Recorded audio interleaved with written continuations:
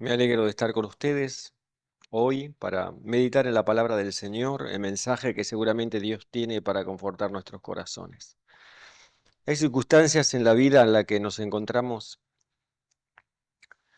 eh, muchas veces por causa de nuestros propios errores o de nuestra propia ineficiencia para discernir las situaciones y tomar las soluciones adecuadas o el camino adecuado a cada circunstancia.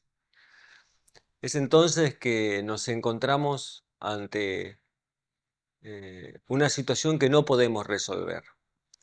Estaba meditando en eso porque eh, a veces estamos eh, en diversas circunstancias a causa de que hemos dejado al Señor o sus consejos, que son consejos de vida, hemos violado sus mandatos, que son mandatos para que seamos felices y vivamos bien. Otras veces estamos en esas mismas situaciones, circunstancias que no podemos resolver, aun cuando hemos tomado todos los recaudos, hemos presentado nuestra necesidad al Señor y le hemos pedido que nos guíe. Entonces de pronto pareciera como que el Señor nos lleva a una situación que no tiene para nosotros salida. Eh, yo recuerdo en esta semana estuve en un lugar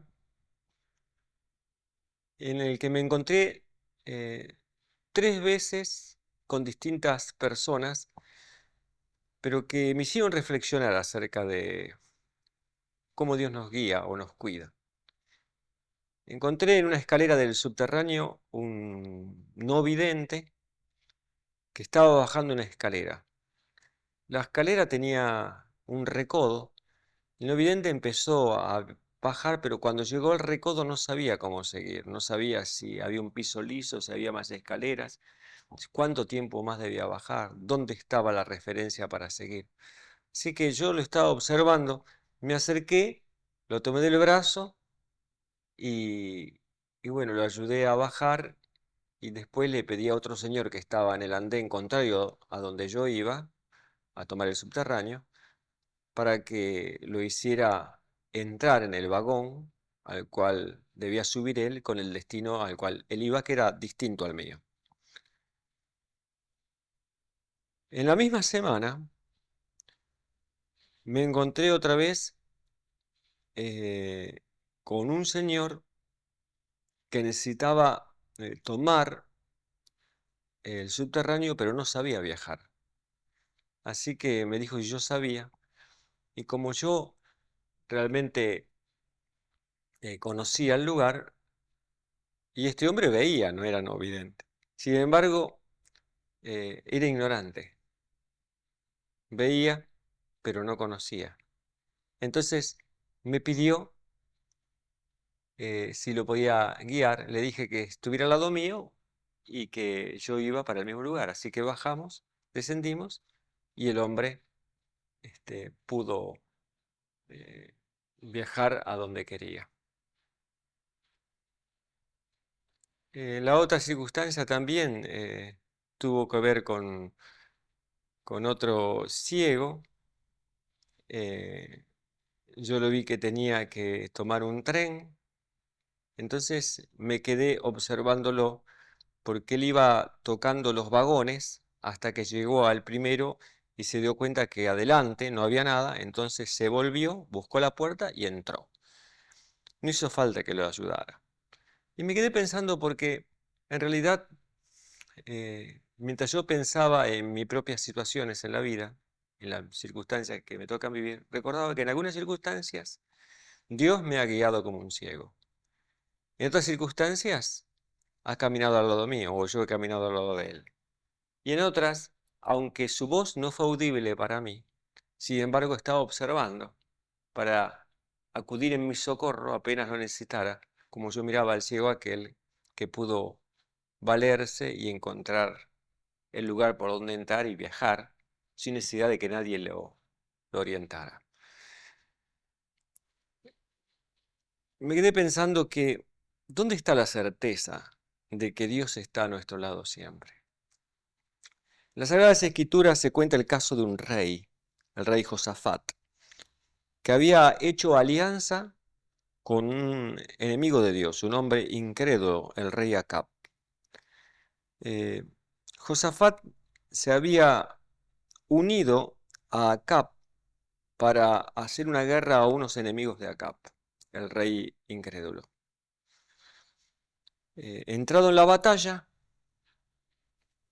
Acab se había disfrazado de tal manera que no lo reconocieran como rey, pero no le había dicho nada a Josafat que él hiciera lo mismo. Así que Josafat estaba vestido de sus atavíos reales. Dice entonces en el capítulo 22 de Primera de Reyes y el versículo 30, y el rey de Israel dijo a Josafat: yo me disfrazaré y entraré en la batalla, y tú ponte tus vestidos. Es decir, que fue peor todavía de lo que yo estaba pensando, ¿no es cierto? No solamente él se disfrazó, sino que le dijo al otro que se pusiera los vestidos de rey. Y el rey de Israel se disfrazó y entró en la batalla. Mas el rey de Siria, el enemigo, había mandado a sus 32 capitanes de los carros diciendo: no peleéis ni con grandes ni con chicos, sino solo contra el rey de Israel. Cuando los capitanes de los carros vieron a Josafat, dijeron: ciertamente ese es el rey de Israel. Y vinieron contra él para pelear con él, mas el rey Josafat gritó. Viendo entonces los capitanes de los carros que no era el rey de Israel, se apartaron de él.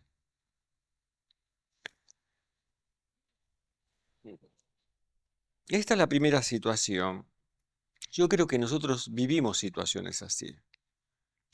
Alguno puede decir: bueno, pero yo nunca fui rey. Pero en muchas circunstancias actuamos de la manera que actuó Josafat. En el afán de agradar a las personas, podemos renunciar a los principios de nuestra vida, renunciar y ceder en aquellas cosas que son buenas, y sobre todas las cosas, no consultar a Dios acerca de lo que es lo mejor para nuestras vidas. Esto es lo que había pasado con Josafat. Josafat sabía que no debía unirse en amistad con un rey impío, pero cuando avanzó en eso, se encontró que cada circunstancia lo llevaba a una peor. Había dado su palabra y ahora la quería respetar. Y aquel que era su aliado empezó a mostrar el espíritu que tenía, porque lo mandaba al campo de batalla para que lo asesinaran. Y él procuraba salvar su vida. El pobre Josafat reaccionó y se dio cuenta hasta dónde había llegado cuando ya estaba en medio de una situación que no podía remediar ni no podía enfrentar. La muerte estaba delante de él. 32 capitanes rodearon con sus carros de guerra el carro de Josafat y lo iban a atravesar a flechazos. Y en ese momento Josafat gritó. Si nosotros nos detenemos aquí, encontramos algo similar en una historia en el tiempo en que Jesús ya andaba aquí entre los hombres, con sus discípulos. Dice en el capítulo 6 de San Juan que Jesús alimentó a 5.000 personas mediante la multiplicación de los panes y los peces, un milagro que Dios hizo para la multitud y para suplir su necesidad. Pero luego que la multitud vio lo que Jesús había hecho, quiso hacer lo que muchos quieren hacer con Dios. Y lo que nosotros muchas veces queremos hacer con Dios. Usarlo a Dios, manipularlo a Dios. Hoy iba detrás de un colectivo que tenía una leyenda muy, muy común. Eh, es una leyenda que se ve bastante seguido en los camiones o en los colectivos. Decía: que Dios te dé el doble de lo que tú me deseas a mí.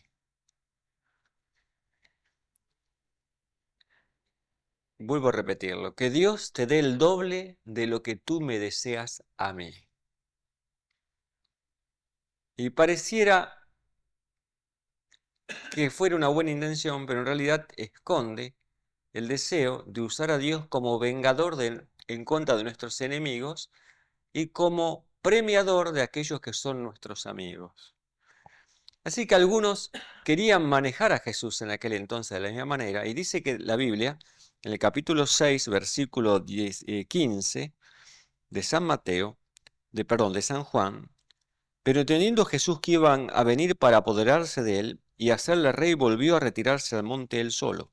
Al anochecer, descendieron sus discípulos al mar, y entrando en una barca iban cruzando el mar hacia Capernaum. Estaba ya oscuro y Jesús no había venido a ellos. Y se levantaba el mar con un gran viento que soplaba, una gran tormenta. Cuando habían remado como 25 o 30 estadios, vieron a Jesús que andaba sobre el mar y se acercaba a la barca, y tuvieron miedo. Mas él les dijo: yo soy, no temáis. Entonces ellos con gusto le recibieron en la barca, la cual llegó enseguida a la tierra a donde iban. Los discípulos estaban disgustados y estaban deseosos de hacer lo mismo que la multitud quería hacer con Jesús. Así que Jesús los dejó, los despidió para que partieran solos por el mar, mientras él se quedaba allí en la orilla. Una tormenta de pasiones había en el corazón de los discípulos, porque siempre en la disputa por el poder se ve al otro como el adversario o el enemigo inclusive. Vemos a los demás como escalones sobre los cuales debemos subir para alcanzar el punto más alto desde el cual podamos dominar a los otros hombres y conseguir su homenaje y admiración. Jesús veía que este espíritu era el espíritu que destruiría la unidad en la iglesia y es el espíritu que destruye la unidad en cualquier lugar, en los hogares, en los matrimonios, en las amistades, en cualquier institución, en la vida misma. Así que los dejó ir solos para que madurara lo que había en sus corazones y para que pudiera enseñarles a través de la naturaleza dónde termina este camino. Los discípulos se sentaron en la barca y dice que se levantó el mar con un gran viento que soplaba. Habían remado un trecho largo, pero no avanzaban. Estaban afligidos. Evidentemente el viento les era contrario, porque si no lo hubieran aprovechado. Así que las tormentas en el mar de Galilea son tormentas repentinas y de una gran furia. Los discípulos se dieron cuenta que iban a naufragar. Creo que así nos pasa a nosotros también. Creo que Jesús les estaba enseñando que proseguir manteniendo o acariciando un sentimiento de este tipo, lo único que nos lleva es al naufragio de nuestra vida, a la ruina de nuestra vida, el naufragio de nuestra fe, al naufragio de todas las cosas buenas que tenemos en la vida, al naufragio de nuestras relaciones entre nosotros, las relaciones familiares, de afecto, de trabajo, de lo que fuere. Es sencillo entender también que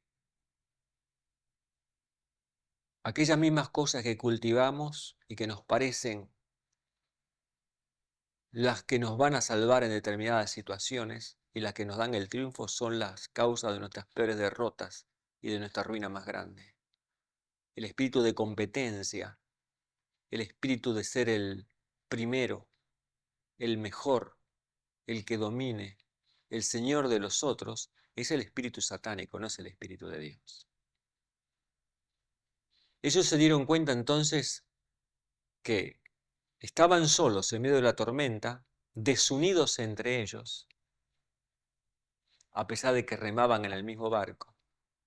y sin posibilidad alguna de salir de la situación. Y además con el sentimiento de culpa, porque sabían lo que sentían y lo que pensaban. Y es ese sentimiento de culpa que hizo que cuando Jesús se acercara, tuvieran miedo. Jesús no había cambiado. ¿Qué es lo que había cambiado? ¿Por qué tenían miedo? Jesús se acercaba caminando sobre el mar y ellos tuvieron miedo. ¿Lo reconocieron? Posiblemente no. Yo creo que no lo reconocieron. ¿O sí? Lo cierto es que a veces conocemos a Dios intelectualmente. Lo hemos conocido obrando milagros en nuestra vida o milagros en la vida de otros. Pero ese mismo poder nos hace sentir temor porque la manera de manejar el poder que nosotros tenemos es el dominio de los demás en detrimento de los otros, en beneficio propio, lo que nosotros creemos que es beneficio propio. Y también lo queremos usar para humillar a aquellos que son nuestros enemigos o a aquellos que nos fallen. Así que cuando vieron a Jesús caminar, todo lo que había adentro entró en crisis. Se manifestó en la reacción ante la situación. Tuvieron miedo. ¿A qué venía Jesús?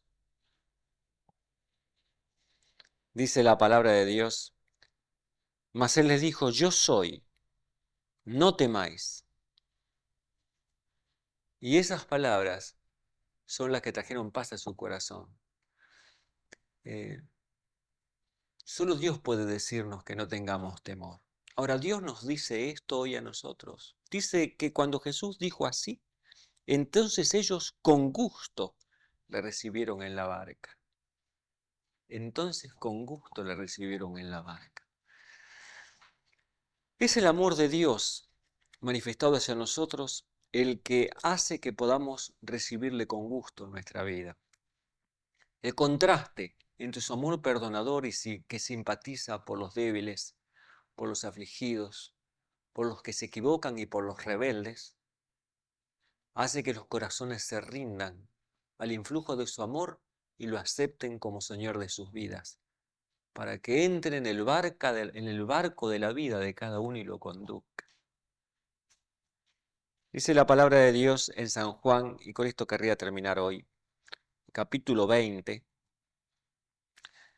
Luego que Jesús resucitó, los discípulos estaban todavía temerosos porque le habían abandonado y porque tenían temor de los enemigos de Cristo y pensaban que quizás ellos podían seguir la misma suerte de ser asesinados por los enemigos de Jesús.